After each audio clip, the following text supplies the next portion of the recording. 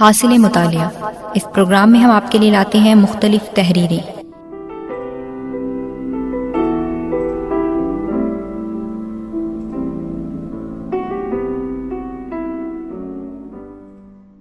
تحریر کا عنوان ہے نظام دکن میر عثمان علی خان، جسے لکھا ہے عبد الکریم عابد نے۔ نظام دکن میر عثمان علی خان کی شخصیت متضاد مزاج کی حامل تھی۔ ایک طرف ان کی داد و دہش کا یہ عالم تھا کہ ترکی، مصر، عرب، ایران اور ہندوستان میں اہل علم، علمی اداروں اور مقامات مقدسہ کے لیے ان کی فیض رسانی بے مثال تھی۔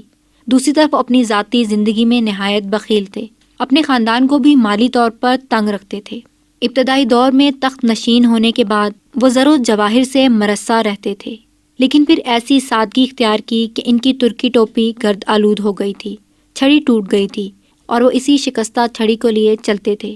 وائسرائے نے ایک بار توجہ دلائی کہ یہ چھڑی ٹوٹ گئی ہے، آپ کوئی دوسری لے لیں، لیکن انہوں نے جواب دیا کہ میں اسے دھاگے یا تار سے باندھ کر کام چلا لوں گا۔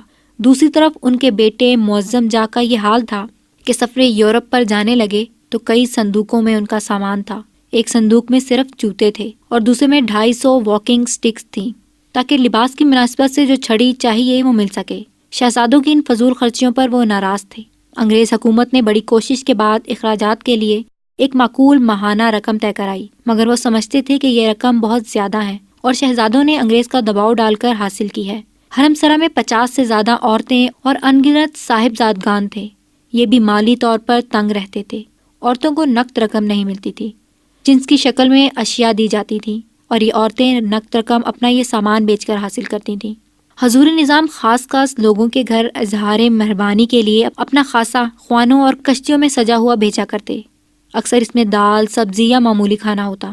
شاید اس طرح وہ اپنے عمرہ کو یہ کہنا چاہتے تھے کہ تم بھی سادہ غذا استعمال کرو۔ آخری دنوں میں انہوں نے اپنے اہل خاندان کے لیے ایک ٹرسٹ قائم کر دیا تھا، جس سے ہر فرد خاندان کو مناسب آمدنی ہوتی۔ اس طرح کے ٹرسٹ علمی اور رفاہی کاموں کے لیے انہوں نے الگ قائم کیے تھے۔ اردو کے لیے 40 کروڑ، علی گڑھ مسلم یونیورسٹی کے لیے 40 کروڑ، بنارس ہندو یونیورسٹی کے لیے 40 کروڑ، بیوہ عورتوں کے لیے بلا امتیاز مذہب و ملت 40 کروڑ رکھے گئے۔ ان ٹرسٹوں کا فیض آج بھی جاری ہے۔ ولی عہد کو انہوں نے ولی عہدی سے محروم کر دیا تھا اور اپنے پوتے کو ولی عہد بنا دیا تھا، کیونکہ ولی عہد بہادر کے اخلاق انہیں پسند نہیں تھے۔ اعلیٰ حضرت اپنے خیالات کے برعکس حق گوئی کو پسند کرتے تھے اور جرأت مند آدمی کا احترام کرتے تھے۔ علامہ شبیر احمد عثمانی نے جلسہ سیرت میں ایک بار دوران تقریر نظام کی طرف اشارہ کر کے کہا کہ عثمان علی خان وقت کے بادشاہ ہیں، لیکن حضرت بلال رضی اللہ تعالیٰ کے جوتے کا تسمہ بھی اگر انہیں مل جائے تو وہ اسے تاج بنا لیں گے۔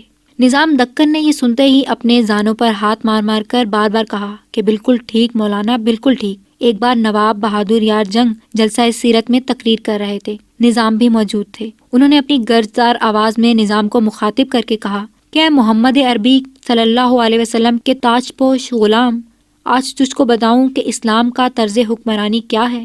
اس بات کو وہ بار بار دہراتے رہے۔ درباریوں کا خیال تھا کہ وہ اب شاہی عطاب کا شکار ہوں گے، لیکن تقریر کے بعد انہوں نے فرمان جاری کیا کہ بہادر خان کو بہادر یار جنگ کا خطاب دیا گیا ہے۔ ایک محفل میلاد کی صدارت فخریاب جنگ کر رہے تھے۔